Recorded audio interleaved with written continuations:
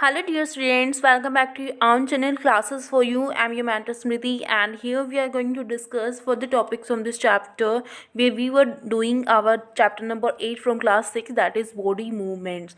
So in our previous class video we have already discussed few topics from this chapter, almost many topics from this chapter, and now in this session we are going to start the session with the topic here we left in previous video, that is this paragraph right here with this line, muscles work in pairs. So let's get start the session with this paragraph.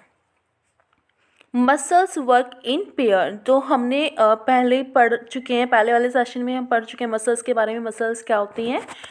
तो हम उससे आगे start करने वाले हैं अभी इस session में। मसल्स जो होती हैं हमारी पेयर में वर्क करती हैं, ठीक है। दो मसल्स मिल करके एक काम को करती हैं। जब हम कोई मूवमेंट करते हैं, अपनी बॉडी के किसी हिस्से को मूव करते हैं, तो वहाँ पर हमारी दो मसल्स यानी कि पेयर में मसल्स काम कर रही होती हैं। ये हम पहले पढ़ चुके हैं कि जो मसल्स होती हैं वही हमारी बोन्स को मूव करने में हेल्पफुल होती हैं। और यहाँ पर हमें पता लग रहा है कि जो मसल्स होती हैं वो पेयर में वर्क करती हैं, ठीक है। When one of them contract, जब उनमें से एक क्या करती है, कंट्रैक्शन होता है जब किसी एक का, ठीक है। यानी कोई बड़ी मसल है, जब हम वर्क करते हैं तो वो क्या होती है, सिकुड़ जाती है, कंट्रैक्शन होता है उसमें। The bone is pulled in that direction, तो जो बोन होती है वो उस डायरेक्शन में पुल की जाती है, ठीक है, खींच ली जाती है। The other muscle of the pair relaxes, जबकि जो दूसरी मसल होती है वो क्या कर रही होती है, उस टाइम रिलैक्स कर रही होती है, उसमें कोई पुल या पुश नहीं होता। To move the bone in the opposite direction, क्या है, अगर हमें अपोजिट डायरेक्शन में अपनी बोन को मूव करना है तो उसके लिए क्या करना होता है, the relaxed muscle contracts to pull the bone towards its original position. तो जो रिलैक्स मसल्स होगी ना, उस वो क्या करेगी, कॉन्ट्रैक्ट करने लग जाएगी, ठीक है। अगर आपको इस किसी भी बोन को अपोजिट डायरेक्शन में आपने मूव करना है, सपोज करो आपको किसी बोन को अपोजिट डायरेक्शन में मूव करना है, तो जो वहाँ पर रिलैक्स जो मसल्स होगी, अब पढ़ चुके हैं कि एक मसल क्या होती है, रिलैक्स होती है जब दूसरी मूव कर रही होती है, कॉन्ट्रैक्ट कर रही होती है। तो जो रिलैक्स मसल है वो क्या करेगी, कॉन्ट्रैक्ट करेगी, ठीक है। जब आप पहले को पहली वाली पोजीशन में लाना चाह रहे हो, ठीक है, अपोजिट डायरेक्शन में, to pull the bone towards its original position, कि वो क्या करेगी, कोशिश करेगी कि वो आप वापस से अपनी ओरिजिनल पोजीशन में आ जाए। वाइल द फर्स्ट रिलैक्सेस, और तब क्या है, फर्स्ट वाली जो है हमारी रिलैक्स कर जाएगी। ए मसल कैन ओनली पुल, जो एक मसल होती है सिर्फ वो पुल कर सकती है, वो पुश नहीं कर सकती।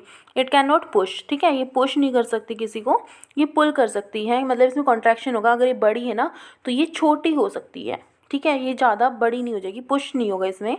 दस two muscles have to work together to move a bone, और इसी वजह से क्या है, हमें दो मसल्स चाहिए होती हैं, टू मसल्स काम करती हैं एक साथ, हैव टू वर्क, उन दोनों को साथ में काम करना पड़ेगा किसी बोन को मूव करने के लिए, ठीक है। तो हमारी बॉडी में जो बोन की मूवमेंट होती है वो दो मसल्स की वजह से होती है, जिसमें से क्या है, एक हमारी जो पुल करती है, तो अगर एक में पुल होता है, ठीक है, एक में क्या होता है, कंट्रैक्शन होता है, जो दूसरी होगी वो रिलैक्स कर जाएगी। अगर आप दूसरी में कंट्रैक्शन चाहते हो, अपोजिट डायरेक्शन में उसको लेकर के जाओगे, तो दूसरी में क्या हो जाएगा, दूसरी में पुल स्टार्ट हो जाएगा, कंट्रैक्शन स्टार्ट हो जाएगा, जबकि जो पहले वाली है वो दोबारा रिलैक्स हो जाएगी, ठीक है। तो हम ये यहाँ से जान चुके हैं। नेक्स्ट देखिए, the muscles and bones always required for movement, जो हमारी मसल्स होती हैं, जो बोन होती हैं, वो हमेशा चाहिए होती है मूवमेंट में, यानी कि मसल्स के बिना और बोन्स के बिना क्या है, मूवमेंट नहीं होती। होता ही ऐसा है क्या, नहीं होता, देखते हैं आगे। जैसे एनिमल्स में तो होता है, हमें पता लग गया कि हमारे अंदर तो है, लेकिन उनका क्या, देखिए आगे पढ़ते हैं। How do other animals move, तो जो और एनिमल्स होते हैं वो मूवमेंट कैसे करते हैं। Do all organisms have bones, कि क्या हर एक ऑर्गेनिज्म में, हर एक एनिमल में बोन्स होती हैं, ज़रूरी तो नहीं है ना, हर किसी में बोन्स नहीं होती, जैसे हमारा अर्थवॉर्म होता है। व्हाट अबाउट एन अर्थवॉर्म, कि अर्थवॉर्म के बारे में आप क्या कहोगे, कि क्या उसमें बोन्स होती हैं, नहीं होती। हमें पता है कि अर्थवॉर्म में बोन्स नहीं होती। और या फिर इसके अलावा भी क्या है, स्नेल होता है, जैसे घोंगा जिसको बोलते हैं। तो हमारी जो अर्थवॉर्म होता है और जो घोंगा होता है उसमें हमारी मसल्स नहीं होती, सॉरी बोन्स नहीं होती हैं, तो वहाँ पर उनमें मूवमेंट कैसी होती है, उनमें गति कैसे होती है। Let us study the manner of movement. तो चलो हम इसके मूवमेंट के बारे में पढ़ेंगे कि कौन किस टाइप का मूवमेंट होता है इसमें। That is the gait of some animals, जो क्या कहा जाता है, कुछ एनिमल्स का गेट कहा जाता है। देखते हैं हम इसके बारे में पढ़ेंगे गेट ऑफ एनिमल्स, कि हम गेट के बारे में पढ़ने वाले हैं कि एनिमल्स का गेट क्या है। देखिए स्टूडेंट्स, यहाँ पर जो गेट है, गेट का मतलब है यहाँ पर चाल से, कि जो एनिमल्स होते हैं उनमें जो चाल है वो कैसी होती है, कि कैसे एनिमल चाल, उनकी चाल कैसे होती है, वो कैसे चलते हैं मूवमेंट के लिए। जो चाल होते हैं, जैसे हम मानव जो 2 पैरों से चलता है, इसी तरह से जो जानवर है, जैसे गाय या भैंस होगी, वो 4 पैरों से चलती हैं। तो इसी तरह से जो और सारे जो एनिमल्स हैं, उनका जो गेट है, उनकी जो चाल है, वो किस तरह से चलते हैं, वो चाल क्या है, उसके बारे में पढ़ने वाले हैं आगे इस टॉपिक में। अर्थवर्म के बारे में पढ़ेंगे फर्स्ट ऑफ ऑल, ठीक है। फिर उसके बाद पढ़ेंगे हम स्नेल के बारे में। तो देखिए अर्थवर्म के बारे में क्या है, हम एक्टिविटी 5 करने वाले हैं अर्थवर्म से related.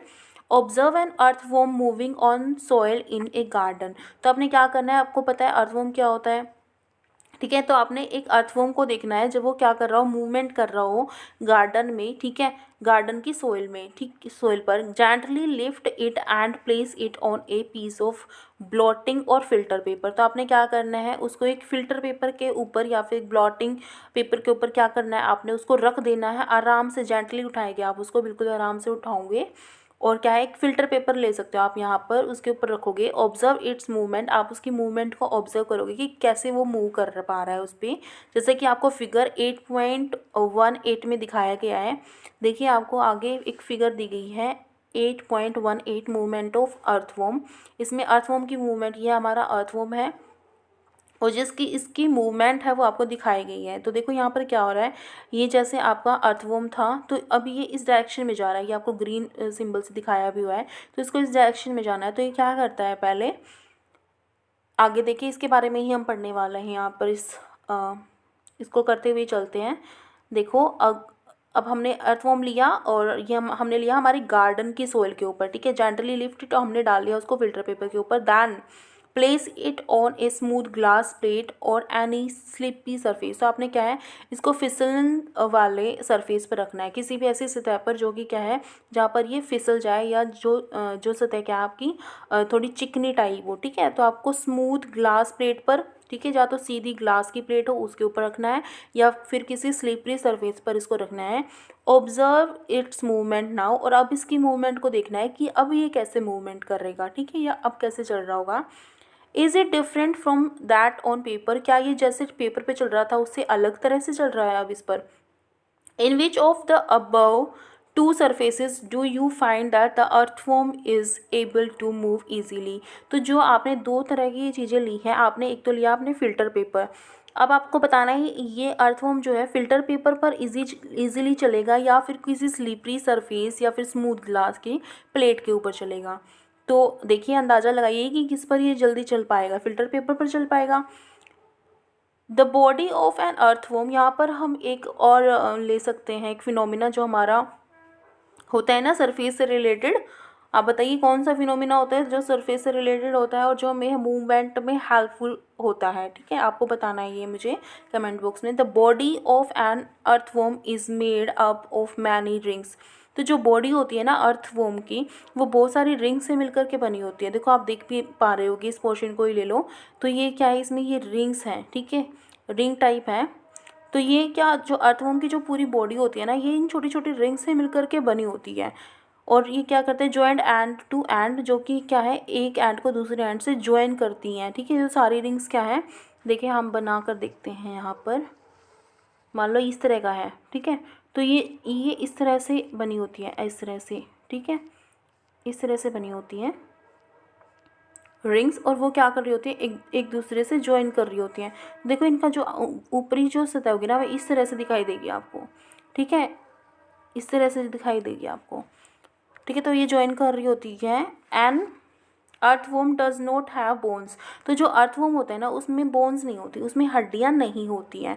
It has muscles which help to extend and shorten the body. इनमें सिर्फ मसल्स होती हैं जो हेल्प करती हैं बॉडी को, इनकी बॉडी को एक्सटेंड होने में, बढ़ने में और शॉर्टन होने में यानी कि छोटी होने में जो है हेल्प करते हैं। तो इसमें सिर्फ मसल्स होती हैं। अगर आपसे कोई पूछे कि अर्थवॉर्म में क्या होता है, बोन्स होती हैं या मसल्स होती हैं, तो आप क्या कहोगे कि मसल्स होती है, बोन्स उसमें होती ही नहीं।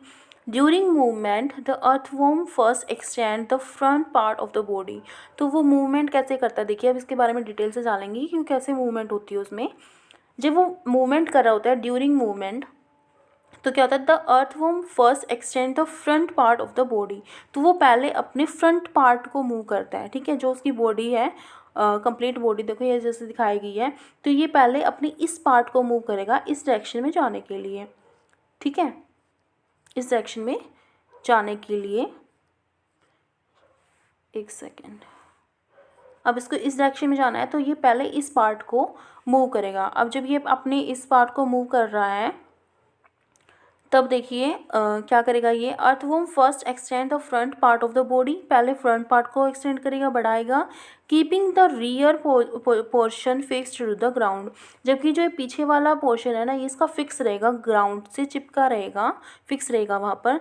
Then it fixes the front end releases the rear end. फिर उसके बाद क्या करता है, ये अपना फ्रंट एंड को क्या कर लेता है, फिक्स कर लेता है इस ज़मीन के साथ जिस पर भी ये चल रहा है सरफेस पर। और जो पीछे वाला पार्ट है ना उसको ये उठा लेता है, उसको आगे फिक्स करता है, ठीक है, आगे बढ़ाता है इसको।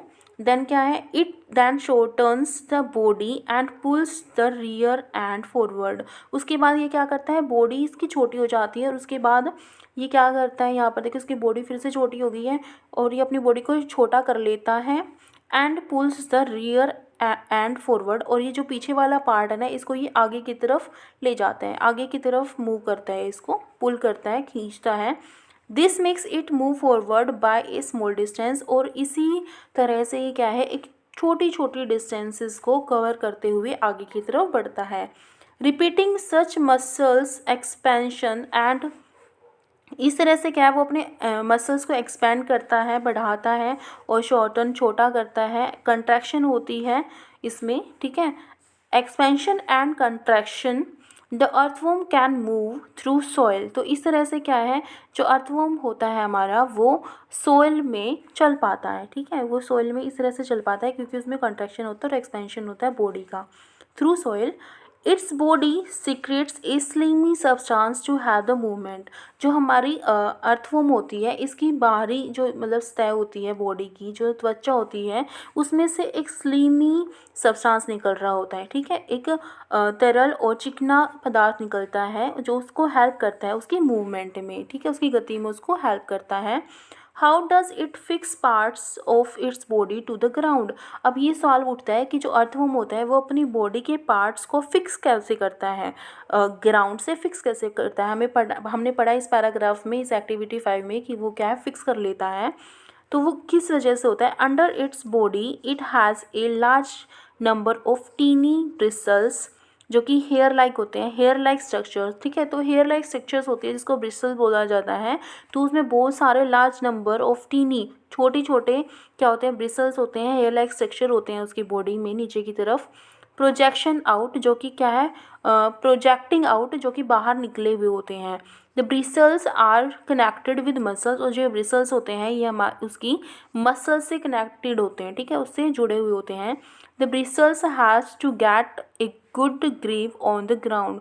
तो ये जो ब्रिसल्स होते हैं, ये छोटे छोटे जो हेयर लाइक स्ट्रक्चर होते हैं वो उसको हेल्प करते हैं, उसको सहायता देते हैं कि वो एक गुड ग्रिप ले, अच्छी तरह से उस ग्रिप कर पाए ग्राउंड को, ऑन द ग्राउंड, ग्राउंड के ऊपर। The earthworm actually Yeats it's way through the soil. तो जो अर्थवॉर्म होते हैं असल में वो क्या करते होते हैं, जब वो किसी रास्ते पर चलते हैं तो अपने रास्ते में आने वाली सोइल को वो खा जाते हैं, ठीक है, खा लेते हैं। Its body then throws away the undigested part of the material. और इस तरह से क्या है, जो इसकी बॉडी, अर्थवॉर्म की जो बॉडी होती है ना वो क्या करती है, अनडाइजेस्टेड पार्ट को, जो कि अपचित पार्ट होता है, जो भी उसने खाया है उसका जो अपचित पार्ट होगा ना, जो उसको डाइजेस्ट नहीं होगा, वो उसको क्या करती है, उसकी बॉडी थ्रो कर देती है, बाहर की तरफ निकाल देती है। दैट इट इट्स, जिसको भी ये खाता है उसमें से जो अनडाइजेस्टेड पार्ट होता है उसके मटेरियल का, उस फूड का जो वो खा रहा है, जैसे हमने पढ़ा कि मिट्टी को खाता है तो वो उसको बाहर की तरफ निकाल देता है। This activity of an earthworm makes the soil more useful for plant. और यही जो एक्टिविटी होती है जिसकी वजह से जो अर्थवॉर्म होते हैं वो क्या करते हैं, सोइल को फर्टिलिटी में उसको हेल्पफुल होते हैं और जो है यूज़फुल होते हैं प्लांट्स के लिए। कहते हैं ना कि जिस ज़मीन में केचुए होते हैं, ठीक है, अर्थवॉर्म होते हैं, वो हमारी ज़्यादा फर्टिलिटी उसमें ज़्यादा होती है, वो ज़्यादा उपजाऊ होती है। तो देखिए नेक्स्ट जो है हमारा स्नेल है, यहाँ पर हम स्नेल के बारे में पढ़ने वाले हैं, स्नेल एनिमल के बारे में। इसके लिए हम करेंगे एक्टिविटी 6, ठीक है। एक्टिविटी 6 देखिए, observe a snail in your garden on or in the field. तो देखो स्नेल जो है वो इस तरह का दिखाई देता है, आपको दिखाया गया है 8.19 में। तो स्नेल इस तरह का होता है। Have you seen A rounded structure it carries on it's back. तो देखो जो ये राउंडेड स्ट्रक्चर आप देख पा रहे होगे, इस तरह से राउंडेड स्ट्रक्चर है। तो इसकी बॉडी पर क्या होता है, ये होता है स्नेल, और इसकी बॉडी पर ये राउंडेड स्ट्रक्चर होता है, ठीक है। तो जो ये स्ट्रक्चर होता है, देखो जैसे आपको दिखाया गया है 8.19 में, इसमें क्या है, this is called the shell and it is the outer skeleton of the snail.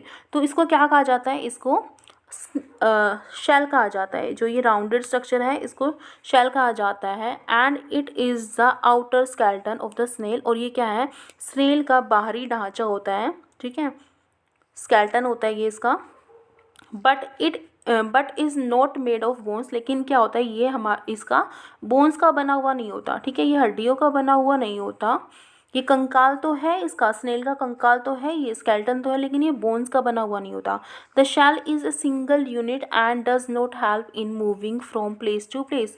तो जो ये शेल होती है ना, ये जो राउंडेड स्ट्रक्चर है, ये क्या होता है हमारे इसकी बॉडी का, ये क्या बताया इसने, ये एक सिंगल यूनिट होती है, ठीक है, सिंगल यूनिट होती है, लेकिन ये क्या करती है, ये हेल्प नहीं करती इसको मूवमेंट में, ठीक है। ये सिर्फ इसकी बॉडी के ऊपर होता है, इसका कोई रोल नहीं होता इसकी मूवमेंट में। जो स्नेल होता है, जो घोंगा होता है, उसकी मूवमेंट में इसकी जो ये राउंडेड स्ट्रक्चर है इसके ऊपर, इसकी बॉडी के ऊपर, ये इसका कोई भी रोल नहीं होता, ये किसी भी तरह से हेल्प नहीं देता घोंगा को मूवमेंट में।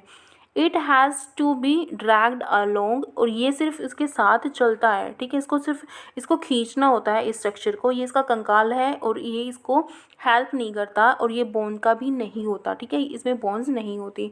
Place the snail on a glass plate. अब आपको इसकी मूवमेंट पता करनी है कि क्या मूवमेंट होती है। तो इसके लिए आप क्या करोगे, आप स्नेल को एक ग्लास प्लेट के ऊपर रख लोगे, ठीक है, जो शीशे की कोई प्लेट होगी, ग्लास प्लेट के आप उसको रख लोगे उसके ऊपर। एंड वॉच इट, और उसके बाद इसको देखेंगे, ठीक है। व्हेन इट स्टार्ट्स मूविंग, जब ये क्या करेगा, मूव करना स्टार्ट करेगा, जब आप उसको रख चुके होगे ग्लास प्लेट पे, कुछ मिनट के बाद या कुछ सेकंड के बाद वो मूवमेंट करना स्टार्ट कर देगा। उसके बाद आपने क्या करना है, carefully lift the glass plate along with the snail over your head. उसके बाद आपने क्या करना है, उसको अपने हेड से यानी कि सिर से थोड़ा ऊपर लेकर के जाओगे उस ग्लास प्लेट को, जिस पर आपने स्नेल को रखा हुआ है, उस स्नेल के साथ ही, ठीक है, उसको हटाना नहीं उससे, और उसको थोड़ा अपने सिर के ऊपर लेके जाओगे। क्यों कर रहे हैं ऐसा, क्योंकि हमको देखना है वो नीचे से कैसा दिखाई दे रहा है और उसकी चाल क्या है। Observe it's movement from beneath, ठीक है। तो नीचे से हम क्या करेंगे, इसकी मूवमेंट को ऑब्जर्व करेंगे कि ये कैसे चल पा रहा है, ठीक है। तो हम उसके नीचे वाले पार्ट को देख रहे हैं, नीचे जहाँ से वो चल पा रहा है, जिस त्वचा से वो चल पा रहा है उस सरफेस एरिया पर, उसको हम ऑब्जर्व करने वाला है यहाँ पर। तो नेक्स्ट देखिए, a thick structure and the head of the snail may come out of an opening in the shell. तो क्या होगा, जो ये घोंगा होगा ना, इसमें एक थिक स्ट्रक्चर, एक मोटी स्ट्रक्चर बाहर निकलेगी उससे, जो वो गोल पार्ट हमने जो पढ़ा था ऐसे स्केलेटन जिसको बोला गया है घोंगे का, उससे क्या होगा, एक थिक स्ट्रक्चर, एक मोटी सी स्ट्रक्चर इस तरह से बाहर निकलेगी, जैसा हम ऊपर पढ़ भी चुके हैं, इस तरह से बाहर निकलेगी। And the head of the snail may come out of an opening in. तो इसमें दो ओपनिंग इस तरह से होगी, है ना, इस तरह से होगी, और ये क्या बाहर की तरफ आएगी ऑफ द शेल, शेल से बाहर आ जाएंगी ये। The thick structure is it's foot. तो जो मोटे वाला एरिया होता है ना, मोटे वाला पार्ट जो होता है स्नेल का, वो क्या है, दो तरह से आया बाहर। तो जो मोटा पार्ट होता है वो उसका क्या होता है, फुट होता है, उसका पैर होता है। मेड ऑफ स्ट्रॉन्ग मसल, जो कि किससे बना होता है, स्ट्रॉन्ग मसल, मजबूत मसल से मिलकर बना होता है, मजबूत मांसपेशियों से मिलकर बना होता है। Now carefully tilt the glass plate. अब आपने क्या करना है, जो जिस ग्लास प्लेट को आपने उठाया था, जिसके ऊपर आपने घोंघा को रखा था, स्नेल को रखा था, अब आपको उसको थोड़ा सा तिरछा कर देना है, टिल्ट कर देना है उस ग्लास प्लेट को। The wavy motion of the foot can be seen. अब जो उसके जो फुट से जो मूवमेंट हुई है ना, आप उसकी फुट की मूवमेंट को आसानी से देख पाओगे। वेवी नेचर की होगी वो, इस तरह से होगी, ठीक है। तो आप उसकी मूवमेंट को, फुट की मूवमेंट को अच्छे से देख पाओगे, उसके मोशन को देख पाओगे कि उसमें क्या गति हुई है। Is the movement of a snail slow और fast as compared to an earthworm. तो क्या जो अर्थवॉर्म हमने पढ़ा था कि अर्थवॉर्म की जो गति होगी, क्या स्नेल की गति से अगर आप उसको कंपेयर करोगे, तो क्या स्नेल की गति, आपको बताना है कि क्या स्नेल की गति जो है, जो स्नेल की जो मूवमेंट है, वो आपकी अर्थवॉर्म से ज़्यादा है या फिर कम है। तो आपको इसका आंसर देना है। अगर आप ये एक्टिविटी करके देखते हो तो उसका आंसर आपको वहाँ से पता लग जाएगा, आपको उनकी गति में, उनके मूवमेंट में डिफरेंस पता लग जाएगा। So the next topic is cockroach. तो अब हम कॉकरोच के बारे में पढ़ने वाले हैं। कॉकरोच के लिए हम एक एक्टिविटी करेंगे, एक्टिविटी नंबर 7। तो देखिए कॉकरोच के बारे में पढ़ेंगे। Observe a cockroach. आपको एक कॉकरोच को देखना है, जैसा आपको फिगर 8.2 में दिखाया गया है। ये दिखाया गया आपको एक cockroach. Cockroaches walk and climbs as well as fly in the air. तो ये बता रहा है जो कॉकरोच होते हैं ना, वो चलते भी हैं और चढ़ते भी हैं, क्लाइम भी कर पाते हैं, एज वेल एज फ्लाई, और उड़ भी पाते हैं, ठीक है। तो ये चल भी सकते हैं धरती पर या किसी भी सरफेस पर, ये क्लाइम भी कर सकते हैं दीवारों पर, ठीक है, किसी भी चीज़ के ऊपर क्लाइम भी कर सकते हैं, एज वेल एज फ्लाई, और उड़ भी सकते हैं। इसीलिए कॉकरोच से सब बच्चों को और बड़ों को भी डर लगता है, क्योंकि ये कहीं पर भी पहुंच सकते हैं, ये चल भी सकते हैं, क्लाइम भी कर सकते हैं, और ये उड़ भी सकते हैं। They have 3 pairs of leg. इनमें क्या होती है, 3 पेयर होते हैं, 3 जोड़े होते हैं पैर के। देखो आप देख भी पा रहे होगे, ये 1 है, ये 2 है, और ये आगे 3, ठीक है। तो इसमें 3 पेयर है, देखो ये देख पा रहे होगे, ये 3 पेयर होते हैं इसके पैरों के। दीज हेल्प्स इन वॉकिंग, जो कि ये पैर क्या उसके चलने में हेल्प करते हैं, ठीक है। हमने पढ़ा, अब ये चल भी पाते हैं, क्लाइम भी कर पाते हैं, और फ्लाई भी कर पाते हैं। तो जो ये 3 पेयर है ना इनके पैरों के, ये इसको चलने में हेल्प करते हैं। The body is covered with a hard outer skeleton. और जो इसकी बॉडी होती है ये भी कवर होती है, ढकी हुई होती है, हार्ड मजबूत या कठोर आउटर बाहरी स्केल्टन से, ठीक है। तो देखो ये वाला जो पार्ट है, ये वाला पार्ट जो है ये हार्ड होता है कॉकरोच का, जो कि क्या है, इसका आउटर स्केल्टन है, ठीक है। इसका जो कंकाल होता है कॉकरोच का, ये भी बाहर की तरफ होता है।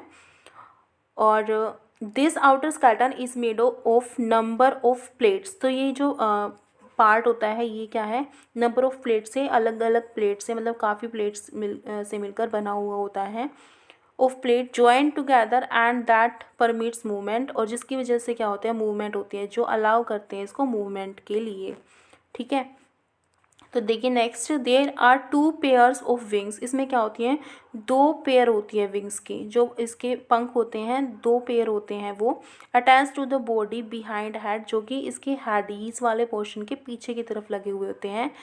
The cockroach have distinct muscles. जो कॉकरोच होते हैं इसमें डिस्टिंक्ट मसल्स होते हैं, अलग मसल्स होते हैं, अलग तरह के मसल्स होते हैं। Dooj near the legs move and move the legs for walking. जो क्या है उसको हेल्प करते हैं, नियर द लेग्स, जो उसके लेग के पास होते हैं, वो मसल्स जो उसके लेग के पास होते हैं।